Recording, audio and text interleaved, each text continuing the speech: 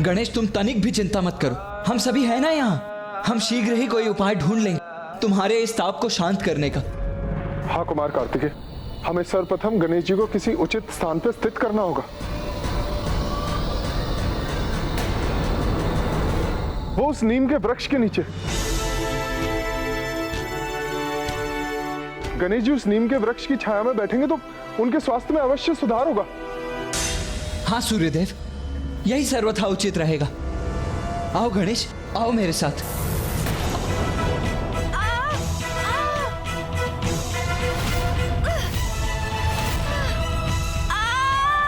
इतना प्रचंड ताप जिसने मुझे भी प्रभावित कर दिया। क्या हुआ कुमार कार्तिकेय? गणेश तो भीतर बाहर जैसे पूर्ण रूप से तप रहा है। उसके तन से उत्पन्न होने वाली यह उष्णता इतनी अधिक है कि उसका स्पर्श करने पर उसका प्रचंड ताप मुझे भी अनुभव हुआ।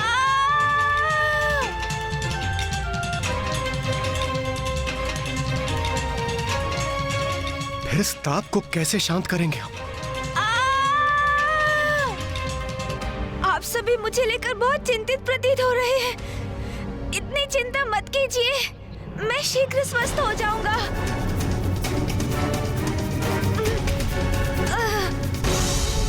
गणेश! गणेश जी! नहीं भैया, नहीं भैया नहीं, ऐसे तो आपका हाथ भी इस ताप से प्रभावित हो जाएगा। ये प्रचंड ताप तो मेरे लिए भी असहनीय हो रहा है, किंतु मुझे इसे सहन करते हुए अनुज की सहायता करनी ही होगी। इसके अतिरिक्त और कोई अन्य उपाय भी नहीं है। नहीं गणेश, कुछ नहीं होगा मुझे। आओ चलो, मैं तुम्हें उस नीम के वृक्ष के नीचे उसकी छाया में ले चलता हूँ।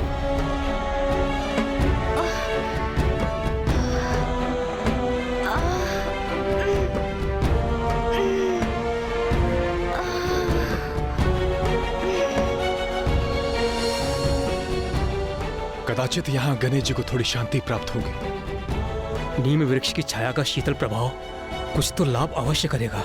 आओ अनुज गणेश, यहाँ पर अपना स्थान ग्रहण करो।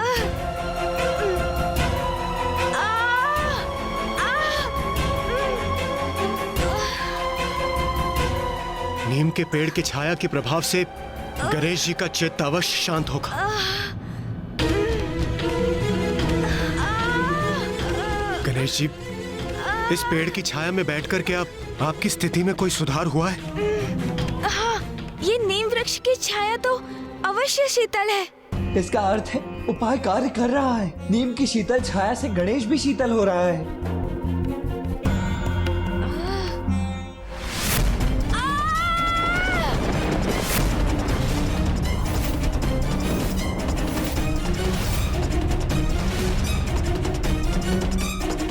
नहीं, मेरी स्थिति में तनिक भी सुधार नहीं है भैया।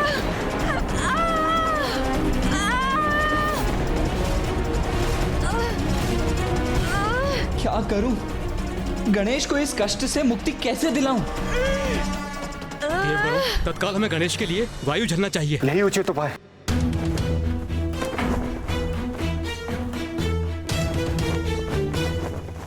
ये आप सब क्या कर रहे हैं? जब मैं स्वयं वायुदेव यहाँ उपस्थित हूँ तो ये कार्य करने की आपको क्या आवश्यकता है? वायुदेव तो सर्वथा उचित कह रहे हैं। आइए वायुदेव। आप सब पीछे हट जाइए, मैं अभी शीतल वायु प्रवाहित करता हूँ। हाँ, उचित है।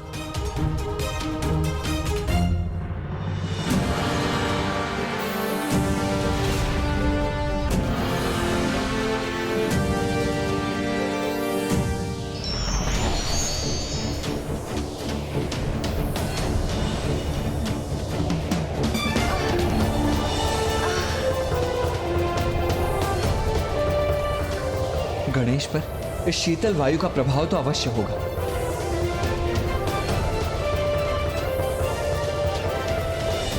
प्रतीत होता है ये युक्ति सफल हो रही है। मेरी शीतल पवन गणेश जी को अवश्य उनके भीतर के ताप से रक्षित करेगी। अब मैं ऐसी शीतल वायु उत्पन्न करूंगा जो उन्हें सभी ओर से घेर लेगी।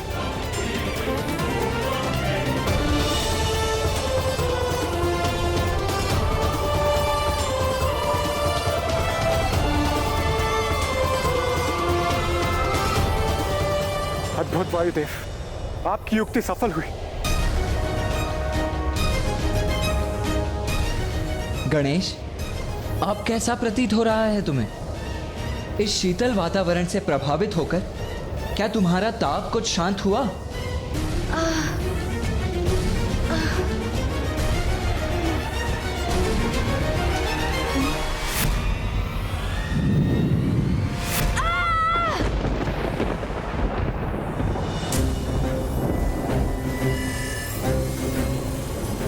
मेरी शीतल वायु का प्रभाव भी नष्ट हो रहा है। ये हिमकंद भी पिघल रहे हैं।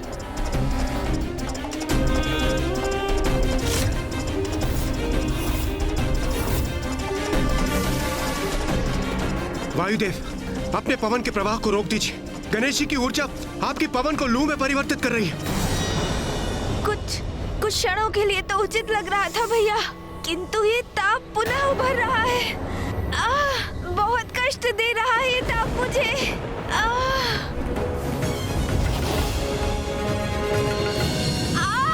नहीं, मैं गणेश को इतनी पीड़ा में नहीं देख सकता। हमें गणेश के भीतरी ताप को शांत करने के लिए कोई ना कोई उपाय करना ही होगा।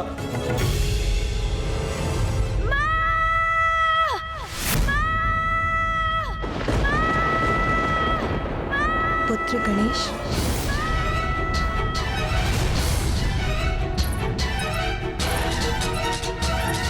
माता, क्या हुआ माता? मैंने गणेश का स्वर सुना, जैसे वो लौट आया हो। ऐसा आभास हुआ मुझे जैसे उसने मुझे पुकारा हो। किंतु मैंने तो तुतला ही सुना। माता अवत्य दमयंती प्रतीकता में अधील हो रही हैं।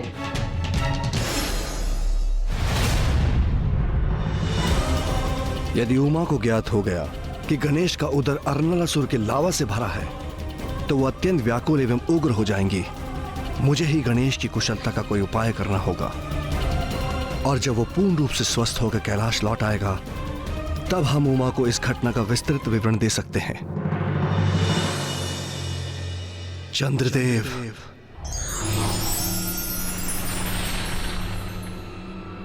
प्रणाम महादेव।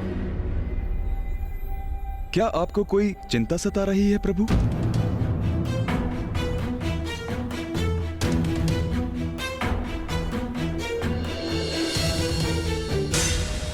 मेरे भीतर का ताप मुझे शांत नहीं होने दे रहा है भैया। मैं क्या करूं? मैं क्या करूं? इस विकट स्थिति से अनुज गणेश को कैसे निकालूं मैं? कुमार कार्तिकेय, मुझे विश्वास है अग्निदेव होने के नाते मैं गणेश जी के भीतर की अग्नि और तपते लावा को नियंत्रित कर सकता हूं। हाँ, यही उचित है। गणेश, तुम स्थिर होकर बैठे रहो। अग्निदेव तुम्हारे भीतर के लावा को नियंत्रित करने का प्रयास कर रहे हैं, ठीक है? हाँ, उचित है। आइए अग्निदेव।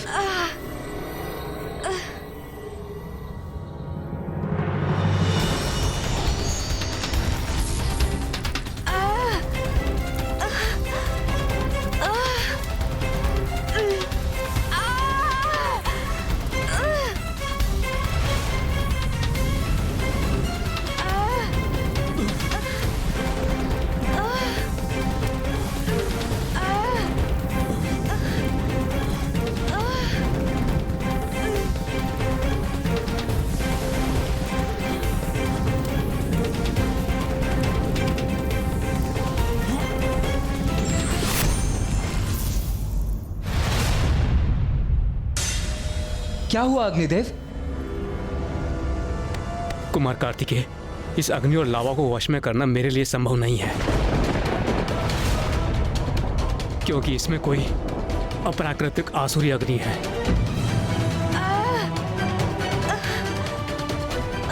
तो फिर क्या करें हम? गणेश को इस पीड़ा से मुक्ति दिलाने की अब क्या युक्ति शेष है? नहीं, चंद्रदेव, आप यहाँ? प्रणाम गणेश जी। कुमार कार्तिकेय, मैं यहाँ आपकी सहायता के लिए आया हूँ। मैं अपनी शीतलता गणेश जी पर उड़े लूंगा तो कदाचित उनके भीतर का तापमान नियंत्रित हो जाएगा। हाँ,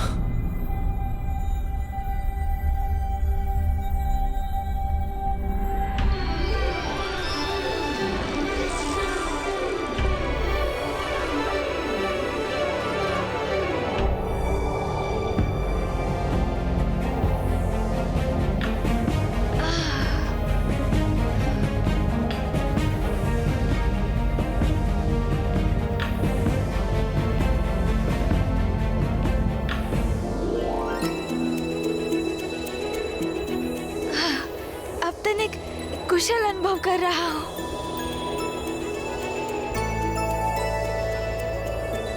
महादेव का सुझाव उचित था। मेरा शीतल प्रकाश सफल हो रहा है। गणेश जी पर उसके प्रभाव का आभास हो रहा है।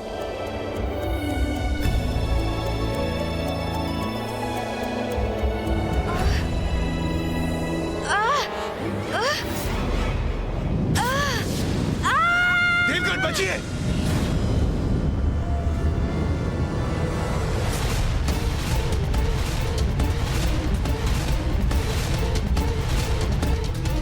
मुझे क्षमा कर दीजिए चंद्रदेव। मुझे ऐसा प्रतीत हुआ जैसे लावा मेरे मुख से बाहर निकलकर विस्फोट उत्पन्न करने जा रहा था। मैं स्वयं को रोक नहीं सका। आप कुशल तो है ना? गणेश जी, मैं तो सर्वथा कुशल हूँ, किंतु दुख मात्र इस बात का है कि मेरा शीतल प्रकाश आपको शीतलता प्रदान करने में असमर्थ रहा।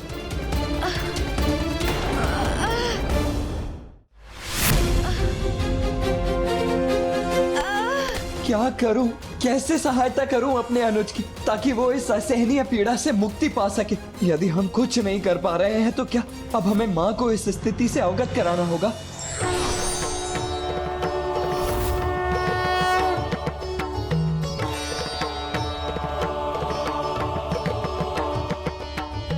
पिताश्री, ये देखिए ना गणेश को क्या हो गया।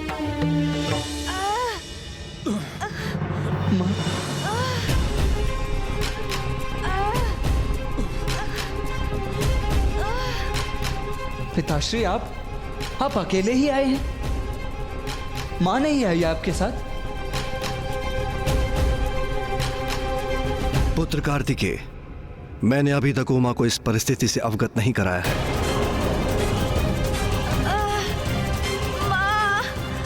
उचित ही किया महादेव ने, अन्यथा माता पार्वती की प्रतिक्रिया तो विध्वंसक भी हो सकती थी। उचित ही किया पिताश्री। मां गणेश की पीड़ा नहीं सह पाती। वो अवश्य व्याकुल और क्रोधित हो उठती। और वैसे भी अब आप आ गए हैं तो इस समस्या का समाधान भी निकल आएगा और सब कुछ यथावत भी हो जाएगा। पुत्र, हमें गणेश की भीतर की उष्णता का उपचार औषधियों से करना होगा।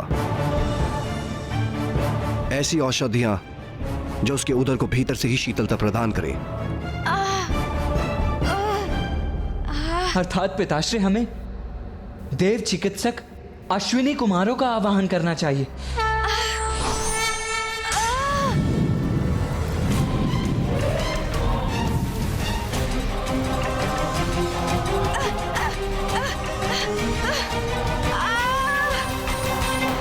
गणेश की पीड़ा बढ़ती जा रही है, उसका कोई उपचार सुझाइए। महादेव, हम अश्विनी कुमार शल्य चिकित्सक हैं। गणेश जी की ये अवस्था देखकर हम शैल्य प्रक्रिया से इनके भीतर का लावा बाहर निकाल दें।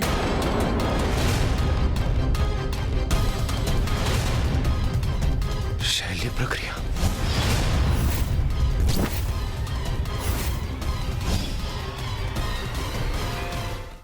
मैं शैल्य चिकित्सा कदापि नहीं करवाऊंगा। महादेव, हमें शल्य चिकित्सा का परित्याग कर धन्वंतरी जी का आवाहन करना चाहिए। उन्हें औषधियों का ज्ञान है।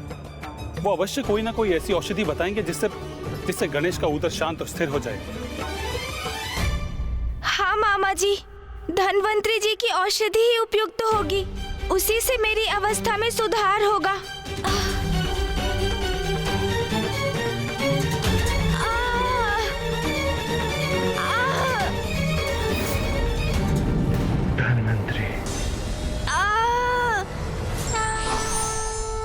आप अपना हाथ सीधा कर सकते हैं क्या? हाँ, अवश्य।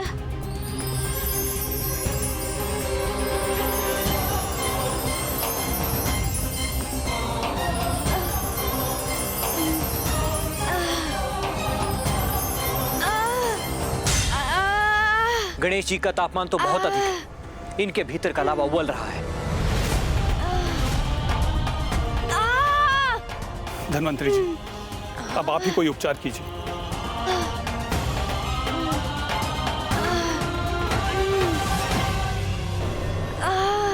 गणेश जी, ये चंदन है। इस चंदन का लेप अपने उदर पर लगाइए, इससे आपको अवश्य शांति प्राप्त होगी।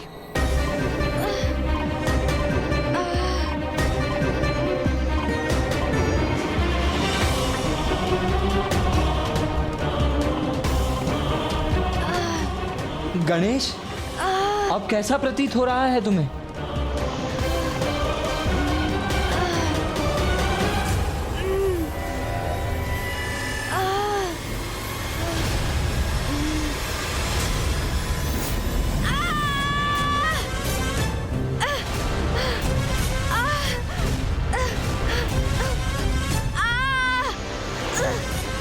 गणेश जी के उदर के ताप ने तो चंदन को भी सुखा दिया, पर कोई बात नहीं, मैं कोई अन्य उपचार करता हूँ। शीघ्रता कीजिए, अब ये पीड़ा मुझसे सहन नहीं हो रही है। ये ताप तो बढ़ता ही जा रहा है। माँ!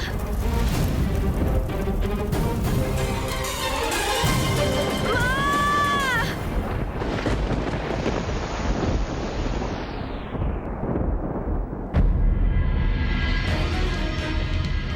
आकाश में ये लालिमा क्यों छा रही है? पुत्र गणेश और पुत्र कार्तिकेय को तो अब तक लौट आना चाहिए था, फिर उन्हें इतना समय क्यों लग रहा है? गणेश जी, ये लौकी और केवड़े का रस है।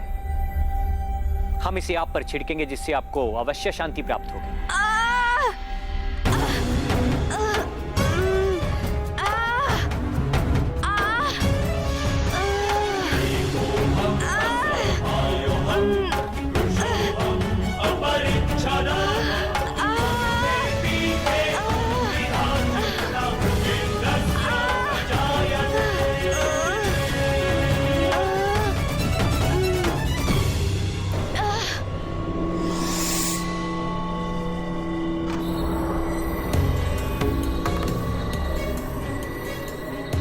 अचानक वातावरण में इतना प्रचंड ताप क्यों उत्पन्न हो रहा है?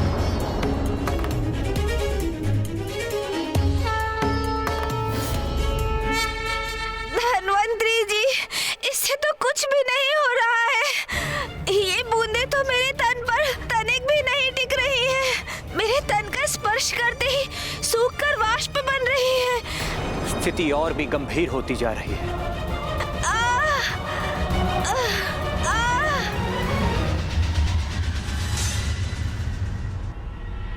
स्वामी,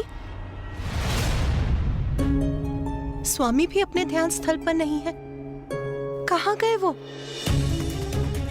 पुत्र गणेश और पुत्र कार्तिकेय भी अभी तक नहीं लौटे। मुझे एक विचित्र चिंता का आभास हो रहा है। और अब स्वामी भी यहाँ नहीं है। आज के पूर्व जब भी गणेश पर संकट छाया है, मुझे ऐसी ही व्यग्रता का आभास हुआ है। इस बार मैं अपने आभास को पूर्ण गंभीरता से लूंगी।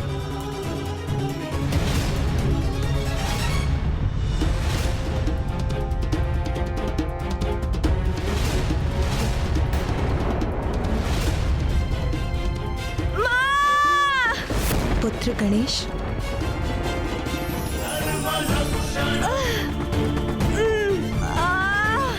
अब वायुदेव वायु प्रवाहित करेंगे।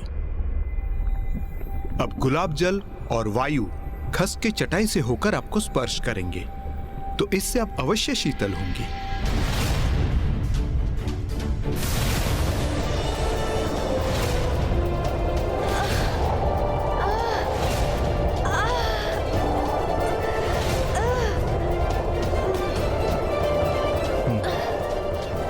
ये प्रक्रिया मुझे उचित लग रही है। इससे अनुज गणेश को अवश्य लाभ मिलेगा।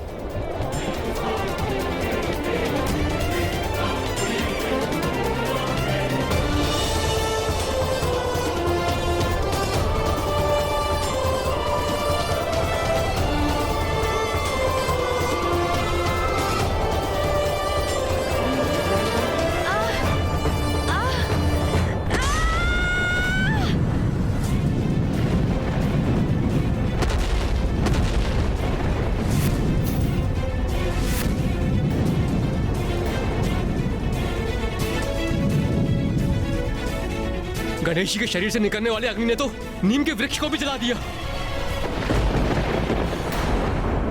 इस उपाय का कोई भी लाभ नहीं हुआ और ये ताप तो अब और भी ऐसा नहीं होता जा रहा है।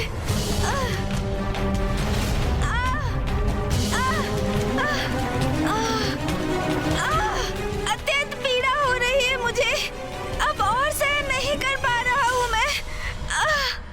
भीतर का ताप बढ़ता ही जा रहा है।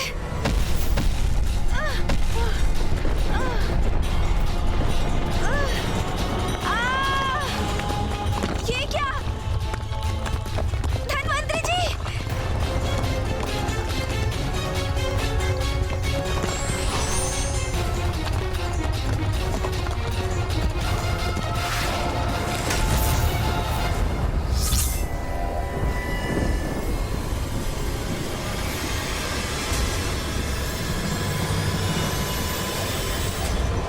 मेरे कारण धनवंतरी जी भूमि में धंसते जा रहे थे। सभी इतने चिंतित हैं। मेरे तन के इस ताप से सृष्टि भी कुप्रभावित हो रही है। नहीं, अब किसी अन्य को नहीं, मुझे ही इसका कोई उपाय सोचना होगा। किंतु मैं करूं तो क्या करूं? मेरे उदर में इतना ताप उत्पन्न हो रहा है। मन तो कर रहा है कहीं जाकर किसी सरोवर में स्थित हो जाऊं।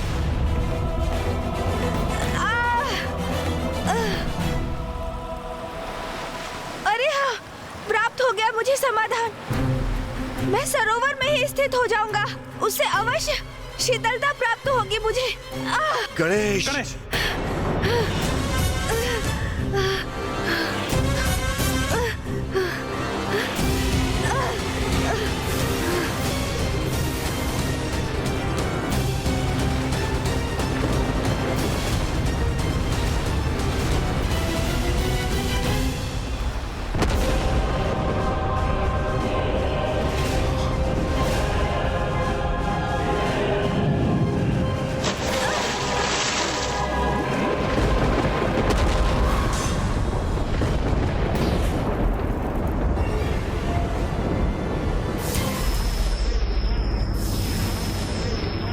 सरोवर के जल की शीतलता से तत्काल उपचार मिल रहा है मुझे।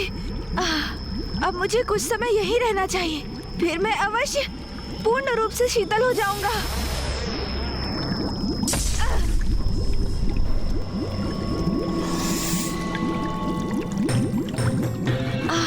क्षणिक रूप से इससे मेरा शरीर शीतल अवश्य हुआ। ये क्या हो रहा है? मेरा ताप तो पुनः प्रभावी हो रहा है। गणेश को इस सरोवर में उतरे बहुत अधिक अवधि हो गई है। वो वहां कुशल तो होगा ना? कुशल ही होगा, कुशल क्यों नहीं होगा? मुझे पूर्ण विश्वास है वो अवश्य कुशल ही होगा।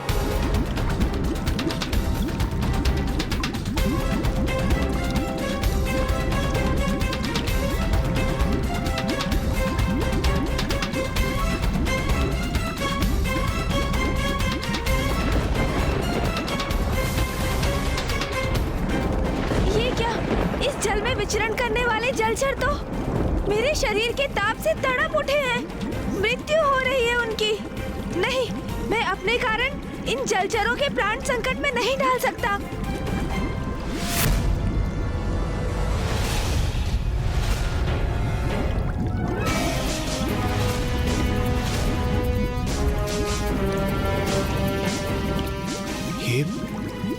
ये वाष्प क्या सरोवर के जल से उत्पन्न हो रहा है?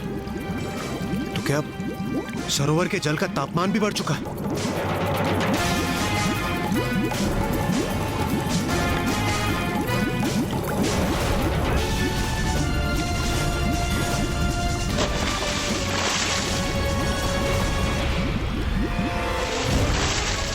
देवगण बचिए!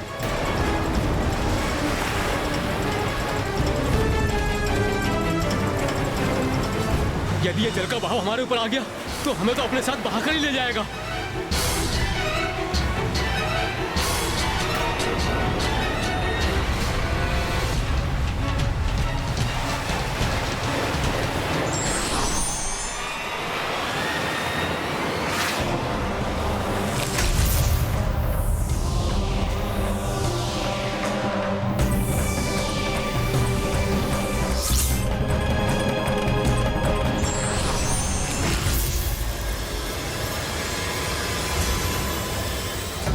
सरोवर में मैं और अधिक देर तक स्थित नहीं रह सकता। मुझे शीघ्र यहाँ से निकलना होगा।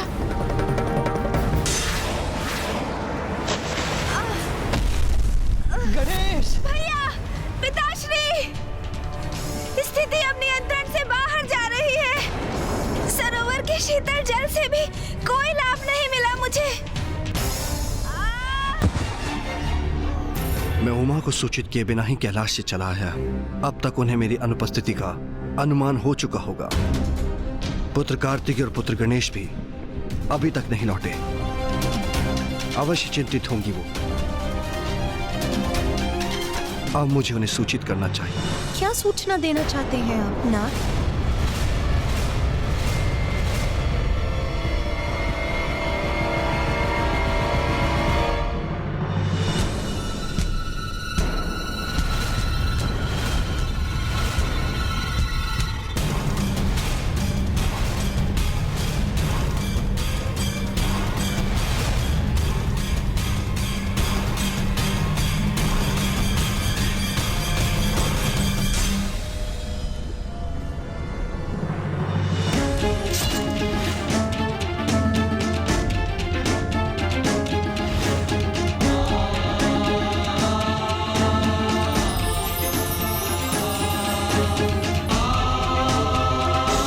अश्विनी कुमार, आप यहाँ? और गणेश? गणेश कहाँ है?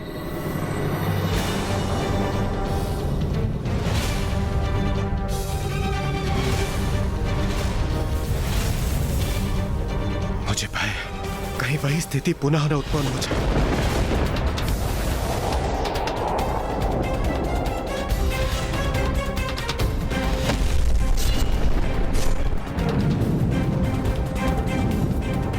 ये क्या, माता तो यहीं चली आई। यदि इन्हें ज्ञात हो गया कि गणेश जी की पीड़ा से हमने ही इन्हें अवगत नहीं कराया तो उनके क्रोध के भाजन हम मरेंगे। माँ वो स्वामी, बताइए मुझे क्या बताना चाहते थे आप? और मेरा पुत्र गणेश कहाँ है?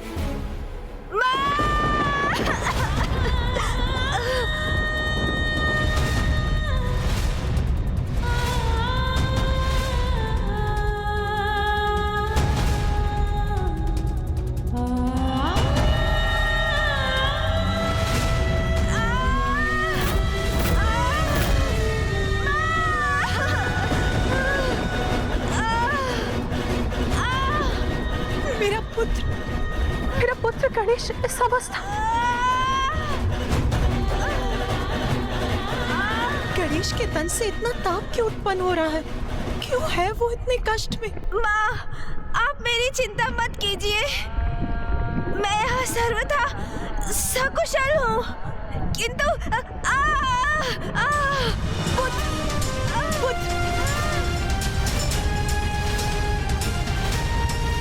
क्या हुआ है तुम? क्या कारण है तुम्हारी इस अवस्था का?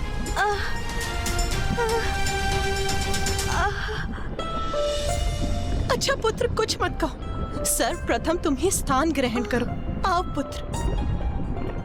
पुत्र बैठो।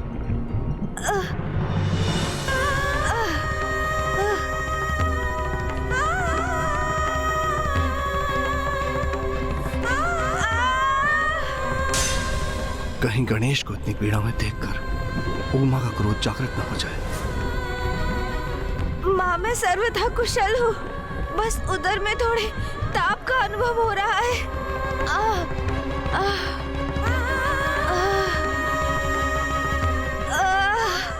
अपने ही उदर के भीतर इतना प्रबल ताप कोई कैसे सह सकता है? मेरा पुत्र यहाँ इस ऊर्जा से तप रहा और मुझे ज्ञात भी नहीं। उमा,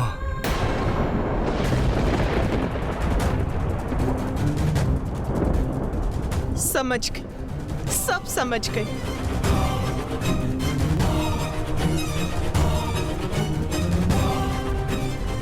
मैं समझ गई कि मेरे पुत्र ने उस अग्नि और लावा रूपी असुर अर्णलासुर को निगल लिया है, इसीलिए वो इस अवस्था में। किंतु मैं ये नहीं समझ सकी कि आप सब प्रबल प्रतापी देवताओं के होते हुए मेरे पुत्र को ही उसका वध क्यों करना पड़ा? जिसका भय था वही हुआ। माता हम सब पे कुपित हो रही है। वो गणेश जी की स्थिति के लिए हमें उत्तरदायी मान रही है।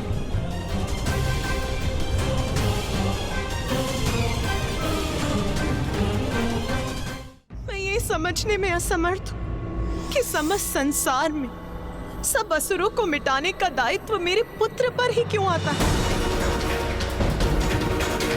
तो क्या ये स्थिर है कि जब भी संसार में कोई असुर अपना शीश उठाएगा तो उसे नष्ट करने के लिए मेरे पुत्र को ही कष्ट उठाना होगा?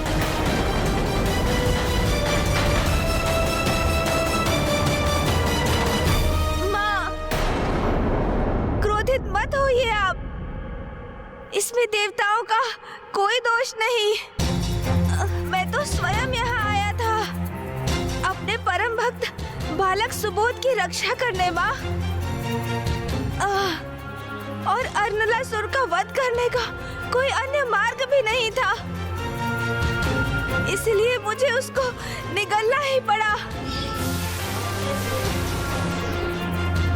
किंतु माँ, मेरा उधर थोड़ा अशांत है, अन्यथा मैं कुशल हूँ माँ, और कुछ समय में ये अशांति भी अवश्य दूर हो जाएगी। हाँ, मुझे स्पष्ट दिखाई दे रहा है पुत्र, तुम कितने कष्ट में हो। माता, गणेश जी को इस कष्ट से मुक्ति दिलाने के लिए हमने धन्वंतरी जी, अश्विनी कुमार और सप्त ऋषियों का आवाहन किया और इन्होंने सभी संभव प्रयास कर लिए, किंतु माता।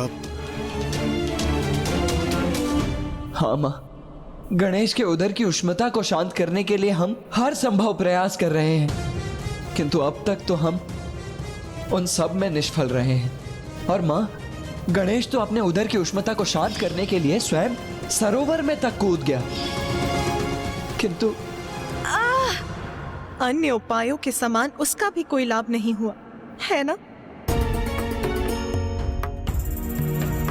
गणेश की इस अवस्था को देखकर सभी यहाँ पहुँच गए। सबने भिन्न भिन्न उपाय भी कर लिए, किंतु किसी के भी मन में ये विचार नहीं आया कि आप सब मुझे उसकी माँ को सूचित कर दे। स्वामी, यदि आप मुझे सूचित कर देते तो गणेश की इस पीड़ा का अंत बहुत समय पूर्व ही हो जाता। ये क्या कह रही है माता पार्वती? गणेश जी की पीड़ा का अंत कैसे हो जाता? किंतु कैसे माँ? माँ हूं मैं उसकी, इसीलिए मुझे भली भांति ज्ञात है कि गणेश के उदर के ताप को शांत करने का क्या उपाय है। तो बताइए ना, शीघ्र बताइए ना माँ, कि क्या है वो उपाय जो अनुज गणेश को उसकी पीड़ा से मुक्ति दिला सकता है।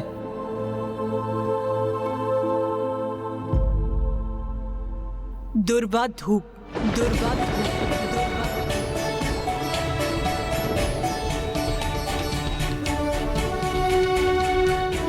आप गणेश के श्री विग्रह को दुर्वा समर्पित कीजिए।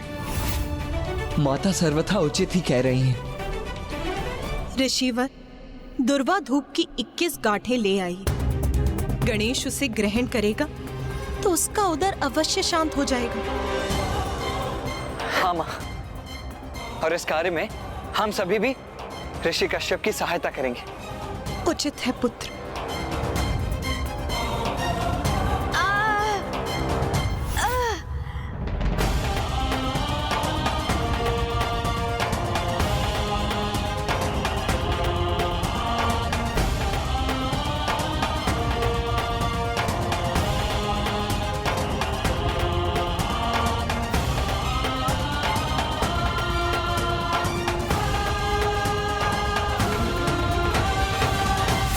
ऋषिवर, कृपया ये दुर्वा गणेश को ग्रहण करवाइए।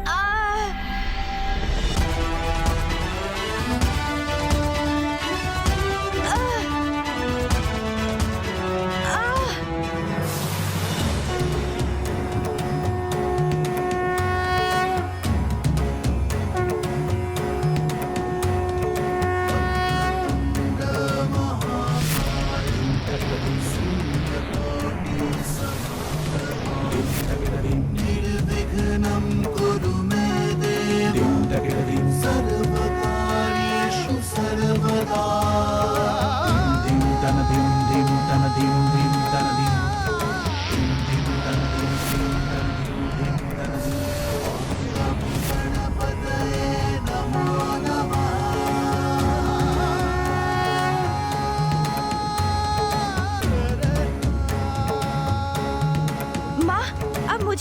अवस्था में सुधार का आभास हो रहा है, जो हम सभी मिलकर भी करने में असमर्थ रहे, वो माँ ने इतनी सहजता से कर दिया। लीजिए।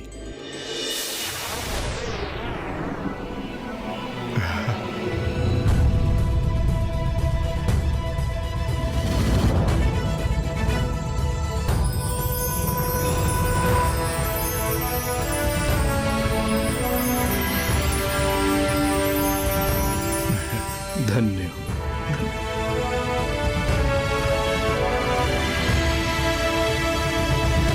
कदाचित आपको ये समझना चाहिए था कि संतान के विषय में माँ से अधिक किसी को ज्ञात नहीं होता।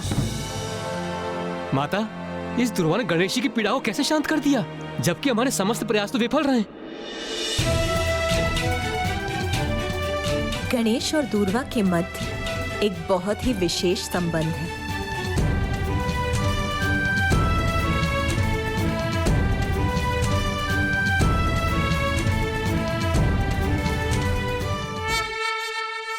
पुत्री दूर्वा,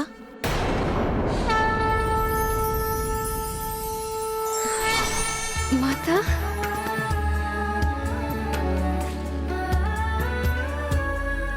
माता। पुत्री दूर्वा, तुम्हारे हृदय में क्या है ये ज्ञात है मुझे।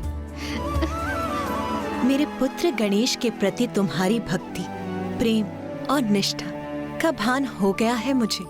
माता, श्री गणेश जी के प्रति मेरा प्रेम पूर्ण रूप से पावन है। उनके प्रति मेरी निष्ठा अटूट है माता। मैं तो उन्हें अपने हृदय में उतार चुकी हूँ। मैं तो श्री गणेश जी की भक्ति में लीन होकर पूर्ण रूप से तृप्त हूँ। माता, मेरी एक प्रबल इच्छा है कि मैं सदा श्री गणेश जी के साथ रहूँ। अब आप ही कोई उपाय कीजिए माता, जिससे मेरा नाम सदा के लिए गणेश जी के साथ जुड़ जाए। मैं मेरे पुत्र गणेश के प्रति तुम्हारे पवित्र प्रेम से अत्यंत प्रभावित हूँ, किंतु तुम किस रूप को धारण करके मेरे पुत्र के निकट रहना चाहती हो?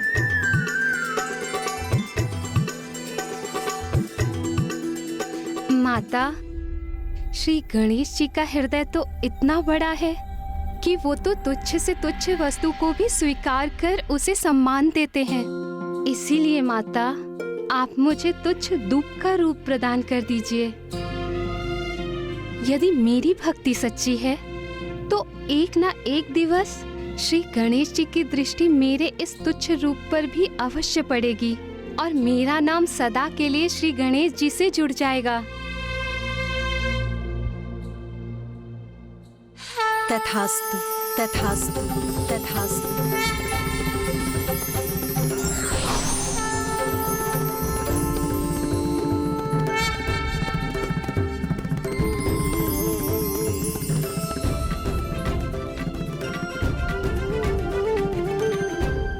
पुत्र गणेश, दुर्वा कोई साधारण दूब नहीं है। ये तो तुम्हारे प्रति संपूर्ण भक्ति और निष्ठा से परिपूर्ण समर्पण की प्रतीक है।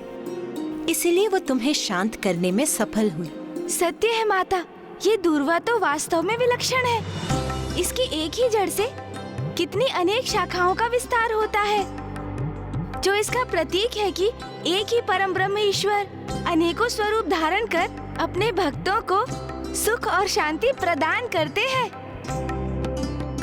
और एक ही परम ब्रह्म के उत्पन्न ऊर्जा से ही संपूर्ण जीवन का विस्तार है।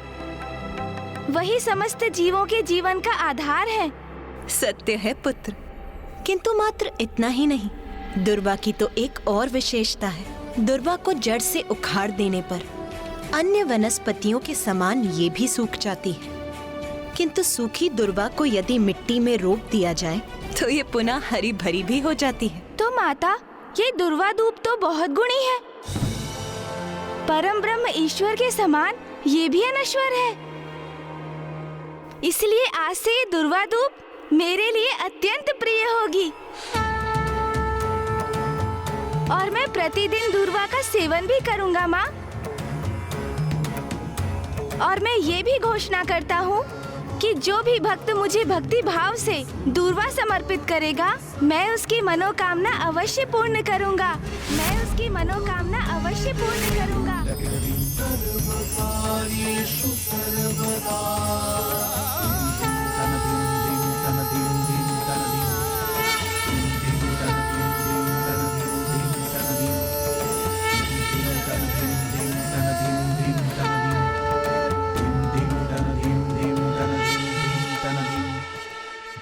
आप धन्य हैं गणेश जी।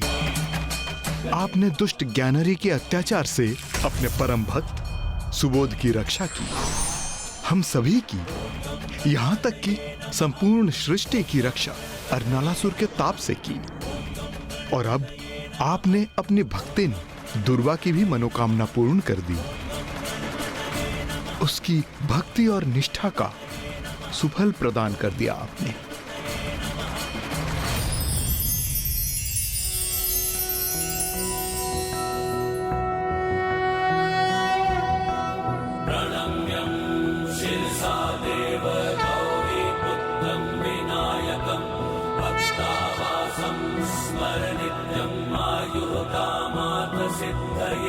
प्रथमं वक्रतुण्डं च एकदन्तं द्वितीयकं तृतीयं कृष्णं पिङ्गाक्षं गजवक्त्रं चतुर्थकं लम्बोदरं पञ्चमं च षष्ठं विकटमेव च सप्तमं विघ्नराजेन्द्रं धूम्रवर्ण तथाष्टकं नवमं बालचन्द्रं च दशमं तु विनायकम् एकादशं गणपतिं द्वादशं तु गजाननं द्वादशैतानि नामानि त्रिसङ्ख्ययः पठेन्नरः न च विघ्नभयं तस्य सर्वासिद्धिकरं प्रभो।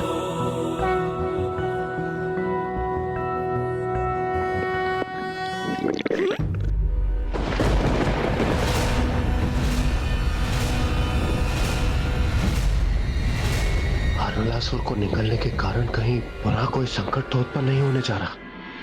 अरे अरे अरे, आप सभी चिंता मत कीजिए। लावा तो मेरे उदर में पच चुका है। ये तो मेरे भूख की गर्जना थी।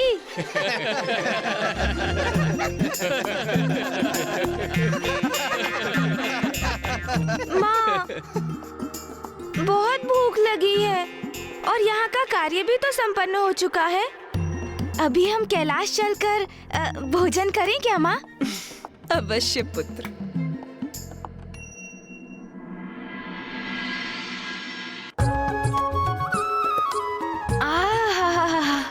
वाह माँ, आनंद आ गया। मेरा विजय भोज तो बहुत ही स्वादिष्ट था।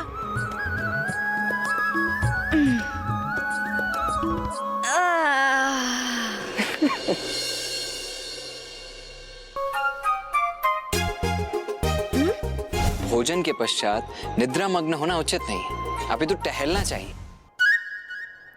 चिंता मत कीजिए भैया, स्मरण है मुझे। भोजन के बाद निद्रा में लीन नहीं हो सकता मैं तो टहलने ही जा रहा हूँ। उचित है।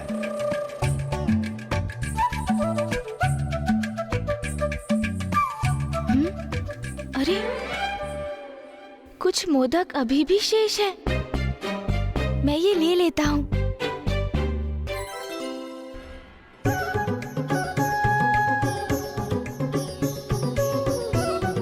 चिंता मत कीजिए भैया, भ्रमण करते करते मैं इन मोदकों को खाऊंगा।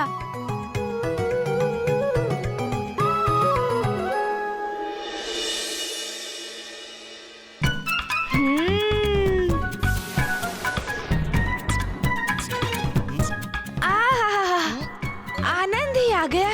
माँ के हाथों की स्वादिष्ट मोदक और कैलाश पर्वत की शीतल पवन। वाह, आनंद आ गया। क्यों मूषक जी? मोदक का तो आपको ही ज्ञात है स्वामी। मैं तो मात्र वायु खा रहा हूँ।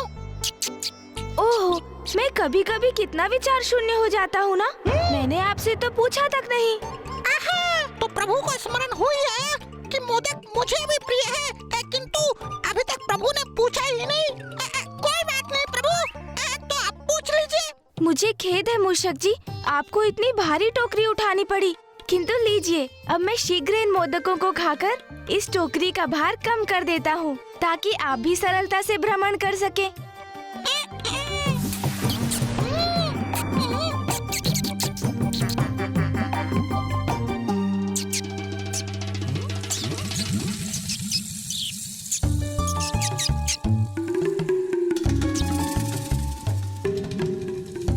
अरे मूषक जी, ये क्या? हम टहलते टहलते कैलाश के उपवन से इतना दूर निकल आए हैं कि हमें ध्यान भी नहीं रहा कि कब हम इस सघन वन में प्रवेश कर गए। अब तो चलिए प्रभु, हम लौट ही चलते हैं ना। अरे मूषक जी, लौटने की ऐसी भी क्या शीघ्रता है? वैसे भी अब और मोदक कहाँ शेष है, तो थोड़ा विश्राम कर ही लेते हैं। उस वृक्ष की छांव तो बहुत ही लुभावनी और सुखद प्रतीत हो रही है मूषक जी। वैसे भी तो इतना टहल चुका हूँ मैं, अब कैलाश तो मैं आप पर ही आरूढ़ होकर जाऊंगा। तो प्रभु, यदि ऐसा है तो थोड़ा विश्राम कर ही लेते हैं। हाँ हाँ, चलिए। भोजन के बाद विश्राम और भी आनंद देता है।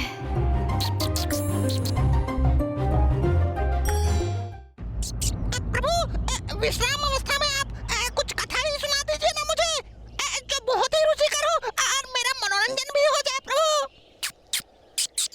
हाँ हाँ, क्यों नहीं, किंतु कहीं भूत प्रेत की कथा सुनकर आप भयभीत तो नहीं हो जाएंगे ना मूषक जी? अरे कहाँ प्रभु, आपके लिए इतने भयानक असुरों का सामना किया है, तो मात्र एक कथा मुझे कहाँ भयभीत कर सकेगी? सुनाइए। अच्छा, तो फिर सुनिए। एक बार एक व्यक्ति अपने नगर से किसी अन्य नगर जा रहा था, किंतु मार्ग में इसी प्रकार का सघन वन था। ऐसा ही वन प्रभु?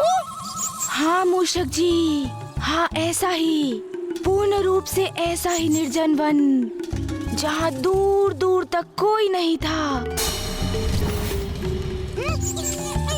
कोई वन्य पशु भी नहीं। कोई भी नहीं? किंतु क्यों प्रभु?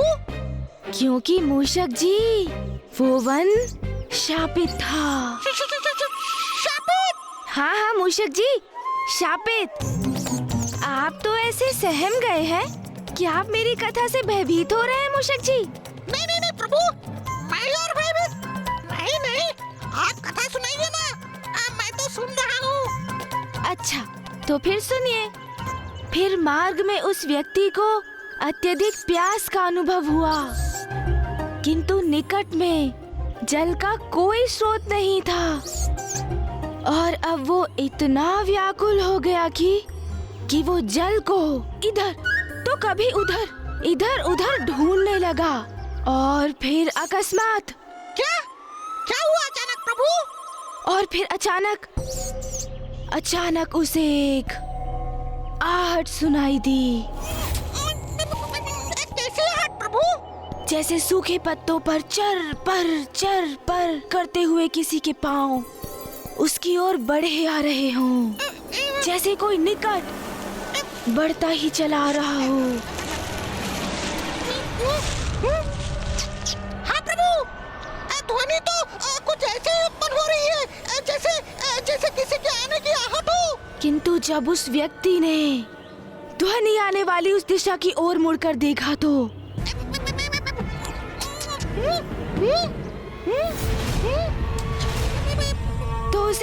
उसे कुछ भी दिखाई नहीं दिया। फिर क्या हुआ प्रभु? मूषक जी, उसे दिखाई कोई नहीं दे रहा था, किंतु आहट सुनाई दे रही थी, और वो पदचाप निरंतर उसके निकट आती जा रही थी। और तभी जैसे जलते केशों की गंध उसकी नासिका में पड़ी। जलते हुए केशों की गंध?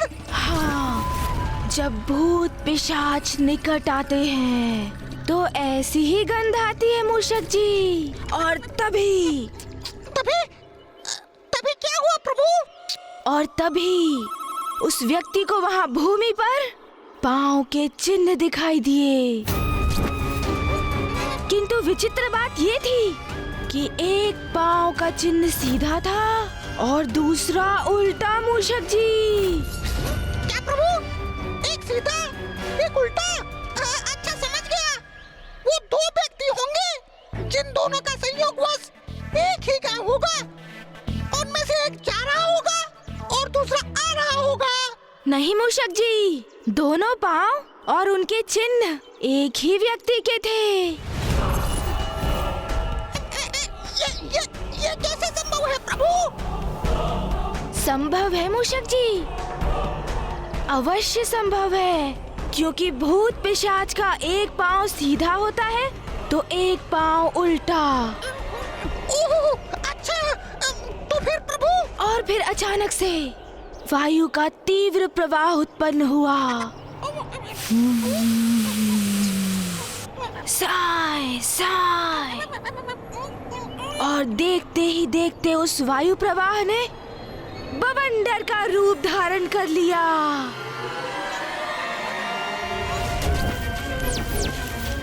ठीक उसी प्रकार जैसे एक भूत पिशाच किसी पर आक्रमण करने वाले होते हैं,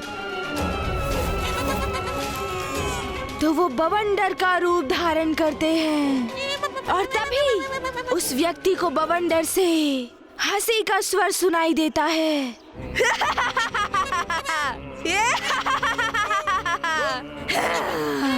और फिर बवंडर ने उसे उठाकर पटक दिया मूषक जी।